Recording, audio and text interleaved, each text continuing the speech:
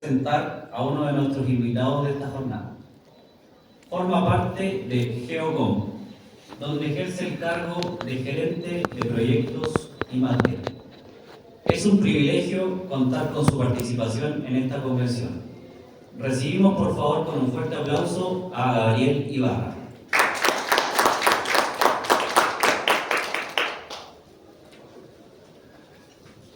Bueno, muchas gracias. Yo quiero contarles sobre una situación que es muy especial en minería. Esto es de un problema que afecta a la minería de bajo y que ha puesto en peligro los proyectos de autonomía. Los ha puesto en jaque, ha sido un tremendo dolor de cabeza para estos proyectos, una situación particular que ocurre en Chile, junto a algunas otras poquitas zonas geográficas. Y junto con esto, comentarles qué ha estado ocurriendo, cómo enfrentarlo, es un desafío bien importante. Esto es el fenómeno del centelleo ionosférico. Lo que ocurre es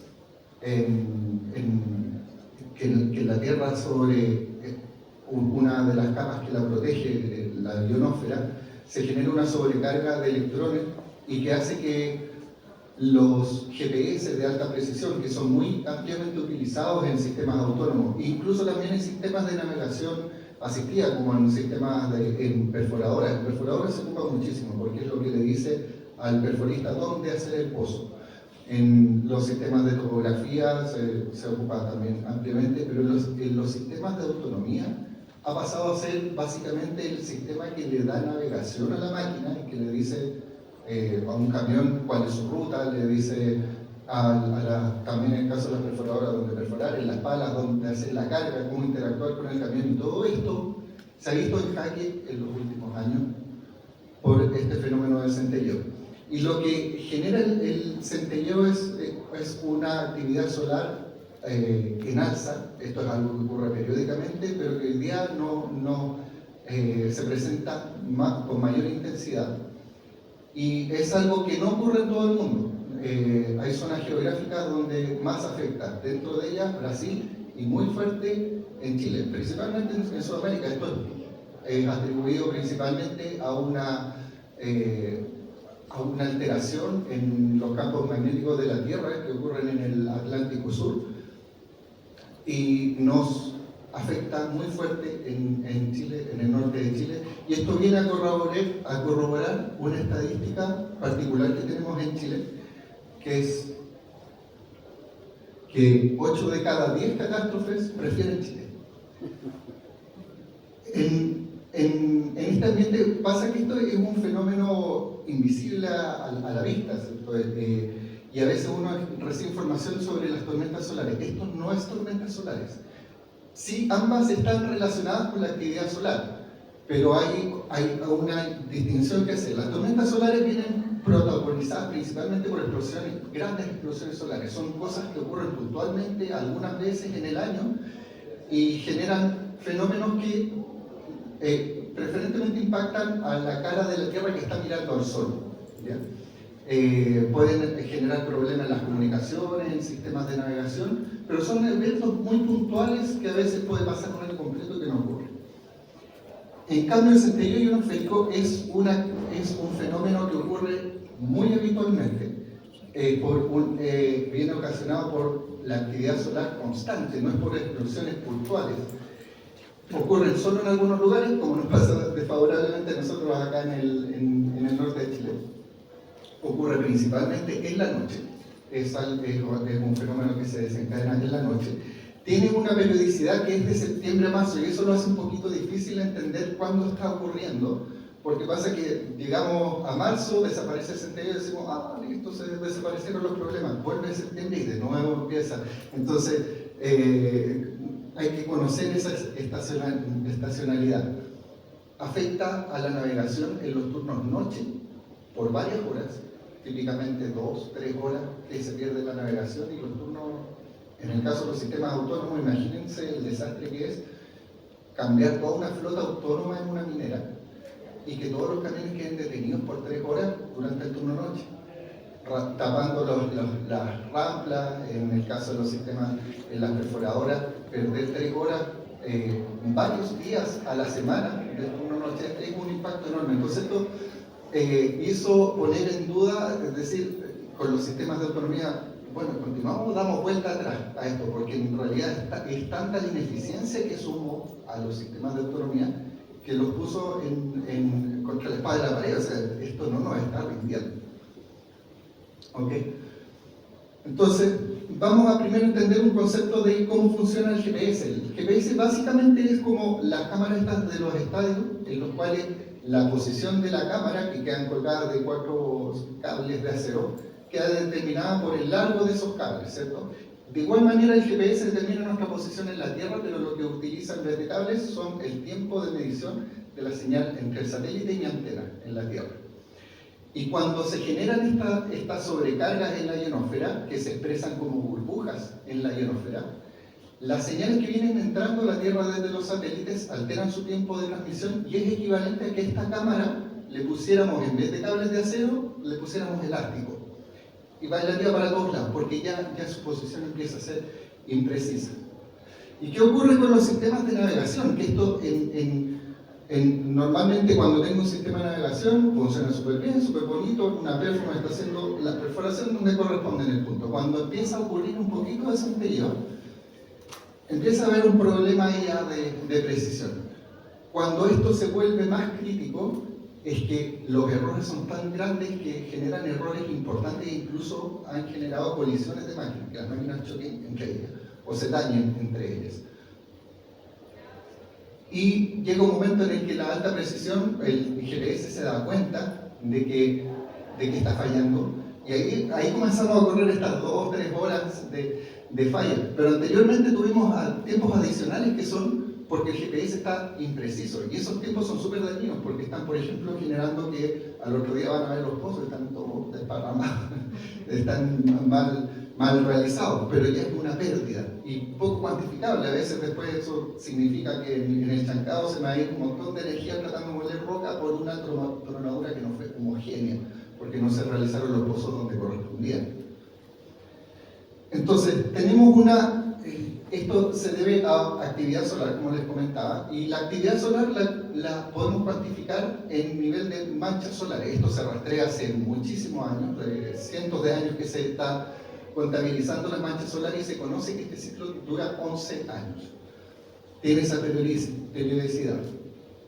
¿Y en qué nivel nos afecta y por qué aparece esto ahora y no habíamos escuchado tanto antes?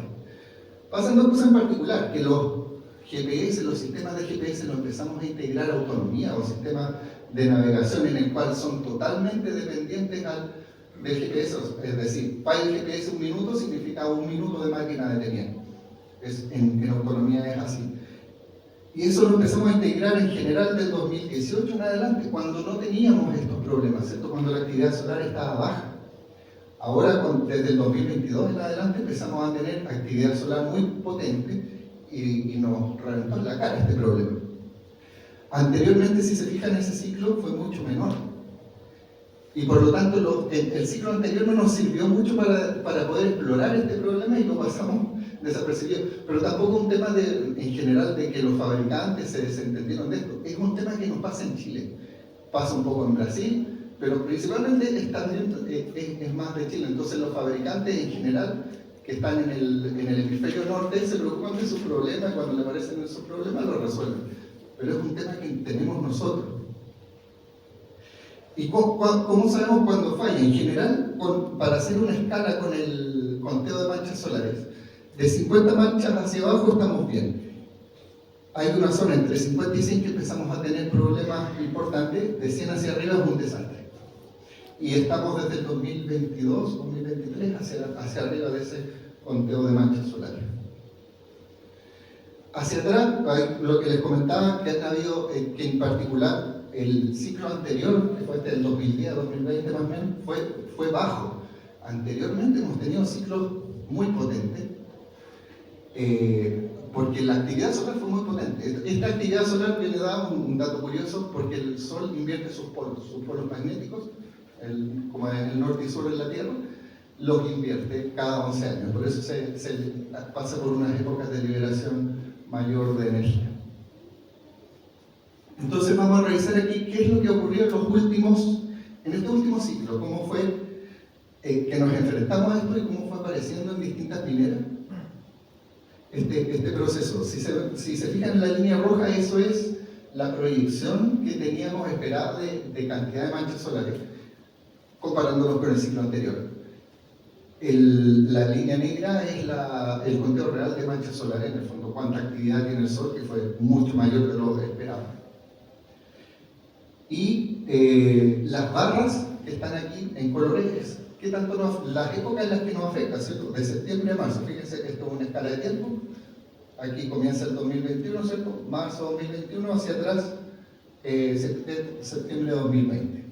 Entonces, en esta época nosotros sabíamos que en el 2021 que esto iba a afectarnos, que iba a existir este problema. Nosotros, como Geocom, nos especializamos harto en el tema de GPS. De hecho, Geocom trajo los GPS a Chile cuando comenzaron. Geocom es una empresa de 40 años, tiene mucha experiencia en este tema. Y tiene como una responsabilidad, sentimos una responsabilidad de lo que está ocurriendo con los GPS en Chile. Entonces, sabíamos que esto iba a ocurrir, había que estar atento, y la tecnología de GPS no es algo estático, no es algo que uno diga, un GPS sigue siendo lo mismo de hace 10 años. No, cambia muchísimo. En esa época se venía recién implementando Galileo, que es una constelación de satélites europeos, que se viene a sumar a lo que originalmente eran satélites GPS, y los que son de Estados Unidos, y los rusos que son GLONASS, que ambos conforman lo que se llama GNSS, que utiliza combinaciones de constelaciones satelitales para obtener mejor navegación. Se sumó Galileo, que es de la Unión Europea, y nos daba esto como hipótesis, como teoría, de que vamos a tener más satélites, y por lo tanto íbamos a poder eliminar algunos satélites en la solución de posicionamiento que estuvieran más afectos, porque incluso más burbujas, los que están más cercanos del horizonte. Entonces nuestra hipótesis era, bueno, podemos tener más satélites, mayor probabilidad de recuperar, pero no teníamos un escenario tampoco para probar esto. Fuimos viendo en adelante que se empezaron a presentar en 2022, con niveles ya acercándose a 50 manchas, algunas fallas menores. En general los que tenían Galileo sí funcionaban un poco mejor, pero no era algo así como, que me solucionó el problema, no, estaba muy lejos de eso. Fíjense lo que ocurrió en el verano entre el 2022, que subimos desde más o menos 40 manchas solares a 80. Y ahí ya se destapó el problema. Los sistemas autónomos en varias mineras empezaron a fallar, a tener detecciones nocturnas, y nos preguntaban, bueno, ¿cómo solucionamos esto? En general la industria no tuvo los que son proveedores de estos sistemas de navegación. Nosotros no proveemos sistemas de navegación integrales, solo nos enfocamos en el GPS, pero la respuesta de ellos era un poquito débil técnicamente, porque no entendían lo que estaba ocurriendo. Nosotros entendíamos lo que estaba ocurriendo y estábamos tratando de buscar una solución. Lo primero fue decir el diagnóstico, decir cuándo ocurre, hoy día cuántas horas voy a fallar, estábamos contabilizando eso. Entonces elaboramos un sistema de alerta, de indicar, pronosticar cuánto iba a fallar, que tampoco fue muy preciso, para ser bien honesto, no lograba ser muy certero, porque es muy difícil pronosticar esto. Elaboramos un sistema que, lo que se ve aquí, un sistema que iba desconectando satélites selectivamente. Cuando estos satélites se les detectaba error, los iba eliminando. Logró algo de efectividad, pero no era algo que uno dijera, ¿esto me soluciona el problema? No, tampoco. Para el siguiente verano, el 2023, ya teníamos una solución mejor. Había una tecnología que se llama XFIL-RTX, que es una corrección satelital, que de nuestro proveedor principal, la marca Trimble de GPS, tiene un sistema de corrección global, que si tú lo aplicas a los GPS, en vez de la corrección tradicional de RTK, logra una mejor precisión. Pero esto no era aplicable a todas las máquinas, no todas aceptaban ese tipo de solución. Entonces tampoco fue la gran solución. Sí, en muchos lugares se implementó y logró hacerlo funcionar, pero había un tema ahí de que había que tener los GPS en línea y hacer un change, un cambio selectivo de los equipos en el horario que comenzaba el centello y después traerlos de vuelta. Entonces no era algo fácil de implementar. Inventamos otro sistema, el Scintillation Shield, que consistía en un dispositivo que tú ponías cercano a la operación, lograba corregir, pero en un entorno cercano de unos 500 metros a las máquinas que estuvieran dentro cerradas. Pero también no era la gran solución, no era masivo para toda la mina. Fue muy importante dentro del 2023 que contamos con la visita del CEO de Trimble, con un equipo técnico bien importante, para escalar este problema con nuestro fabricante. Dentro de esto destaco el apoyo de Eliezer Kinnimil, que es un ingeniero de nuestro equipo, que trabajó junto con Chad Lewis, que es un ingeniero de Trimble, en la interacción con los equipos en Alemania y Estados Unidos, que fuimos buscando una solución a este tema, porque teníamos que buscarle una solución, no lo podíamos dejar así. Y finalmente decantó esto en una solución. En el verano del 2024 estábamos implementando IonoGuard, que es una tecnología que permite desde la estación base generar una data que reciben unos receptores en particular y logran sostener la alta precisión pese al centelleo. Y esto empezó a implementarse en varios lugares por el hecho de que el GPS aquí lo que cambiamos era el GPS en la máquina, y ese GPS reporta a distintos sistemas como el RCS de la navegación de las Perfo-Delio, los sistemas dispatch de Modular, los PLCs en las rotopalas, todos ellos son transversales. Tú puedes en el fondo retirar el GPS antiguo, poner uno nuevo, porque ocupan estándares que se llaman NMA, que están establecidos por una normativa americana que indica cómo se comunica el GPS con cualquier aplicación. Entonces es un hardware que es intercambiable. Pudimos implementarlo en perforadoras autónomas que recuperaron su navegación en varios sitios, entre Escondida, Spence, Raborda, y en rotopalas, también distintas rotopalas, Radomiro Topic, me acuerdo ahora, Tucoya, Gabriela Mistral, y recuperaron muchísimas horas de navegación. Eso fue un tremendo alivio. Y ahora recientemente estamos implementando, hemos también sumado ahora flotas de navegación con operador, o sea, en el fondo perforadoras más tradicionales. En el caso de Coyahuasi tenemos también la integración de esa flota. Estamos haciendo el montaje también en palas de carguío, que necesitan también, por una interacción sobre todo con camiones autónomos, tener que sus GPS sigan funcionando bien bajo condiciones de centelleo. Y esto se hizo también bastante, se generó en el fondo de las noticias, y pasa que esto en cierta forma es en algunos lados secreto y en otros lados bastante público. En algunos lados es secreto en el sentido de que esto estuvo a punto de botar equipos o proyectos de autonomía y se salvó y listo, pues. Pero en otros lados, lo que se traía antiguamente eran la tecnología antigua, se migró a la nueva y se recuperó la navegación. Y eso, por ejemplo, en el caso de Antucoya se elevó como un caso de innovación, se hizo un estudio previo y posterior de los rendimientos, y internamente ellos tuvieron una premiación por la innovación seleccionada. En el caso de Spence,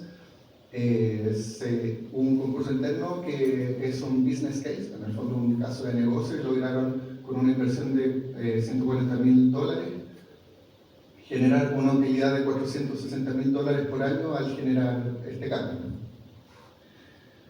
Y bueno, lo que finalmente quiero compartirles es una página que nosotros generamos. Tratamos de hacer harta difusión respecto al entendimiento técnico de esto, porque pasa en el fondo que los turnos, como esto le pasa al turno noche, terminan como cazando fantasmas, tratando de arreglar GPS, andan reiniciándolo, tratando de entender qué pasa, después se arreglan solos. No, fue por centelleo, fue un fenómeno que no pueden controlar. Lo primero es entender cuándo me ocurre.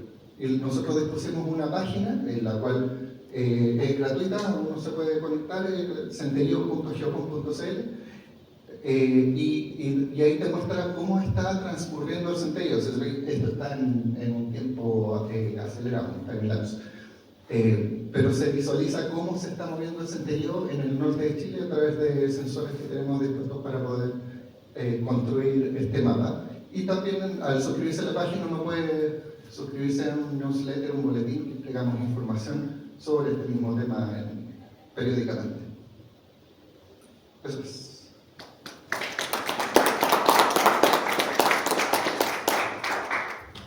Muchas gracias, Gabriel, por la presentación. Vamos a dar paso ahora a la ronda de preguntas. Levantando la mano, por favor, si alguno tiene una consulta. Denos, de don Héctor.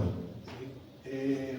Muy interesante la aplicación y quisiera preguntar si respecto a la camión autónomo, ¿cuál ha sido la experiencia?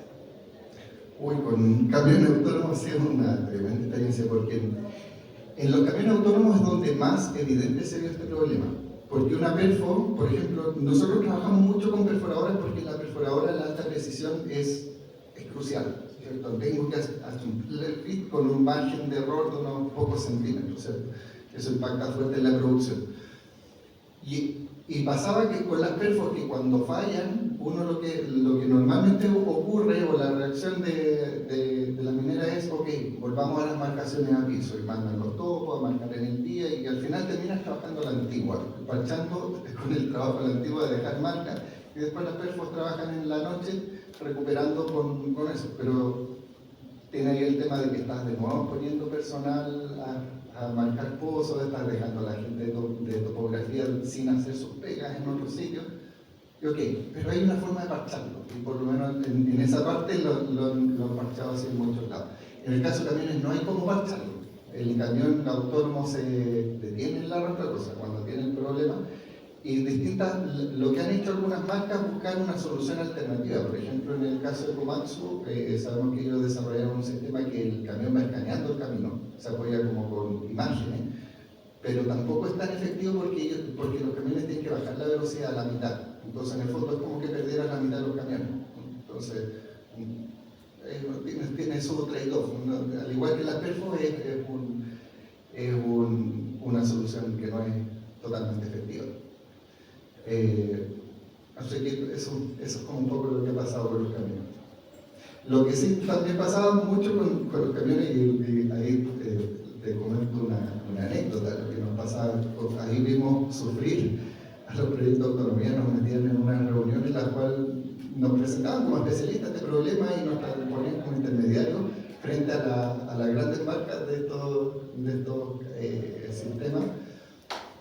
Para explicar, primero que nada, la situación y cómo combatirla, y escuchamos los planes de mitigación y era así como, ok, en la noche cuando esto se presente, vamos a las piezas, agarramos todos los viejos, los subimos a los buses y los repartimos en los camiones, y era así que me dio una agarrada en la cabeza y no puede estar pasando. Entonces, en el fondo, eso eran cosas que nos impulsaban a que teníamos que lograr una solución para esto, no podía quedar así. Bueno, eso. ¿Alguna otra pregunta? Sí. Allá, amigo. Yo tengo una. Mi pregunta es si que no han visto soluciones como para reemplazar el sistema del satélite de una forma temporal, tipo no han puesto algún dron que pueda mandar las señales o poner una antena que pueda mandar de la misma forma mandar las señales para que el equipo funcione en esos momentos. Mira, nosotros antiguamente teníamos un sistema que se llamaba Terralink, que son como pseudo satélites puestos en el borde del rajo y que reemplazan un sistema de navegación. Y que en este caso, teóricamente podría servir como solución, pero el tema es que esa infraestructura es costosa, al igual como que si pusiéramos drones o cosas transmitiendo, tenían, por ejemplo, eran como 6 o 8 carros en el entorno del rajo y cada carro tiene que hacer su mantención, tiene un costo de equipamiento y tampoco era la solución óptima en el sentido de la precisión que se logra con eso, no es tan buena como un GPS, como un GPS satelital. Existía, y eso en el fondo, eso existió mucho más que nada para reemplazar en la época en la que solo teníamos GPS como solución satelital y cuando tú llegas al fondo del rajo te quedas sin señal. Y ahí no había, era todo el día perdido. En este caso son algunas horas y hay que también tener en perspectiva que esto es un problema local de Chile y parte de Brasil. Y construir una solución así, de ingeniería para unos pocos clientes que somos nosotros en Norte de Chile, probablemente el costo efectivo de eso iba a ser muy, muy difícil de alcanzar. Ahora, hubo soluciones que sí mitigaban, como lo que te mencionaba del chip, el que poníamos en la primera, pero fuimos buscando otras soluciones mejores. Al final decantó en una que es óptima. En el fondo, hoy día recuperamos por sobre el 95% del tiempo de falla que ocurre con este fenómeno. Gracias. Vale. Muchas gracias, Gabriel, por responder las preguntas.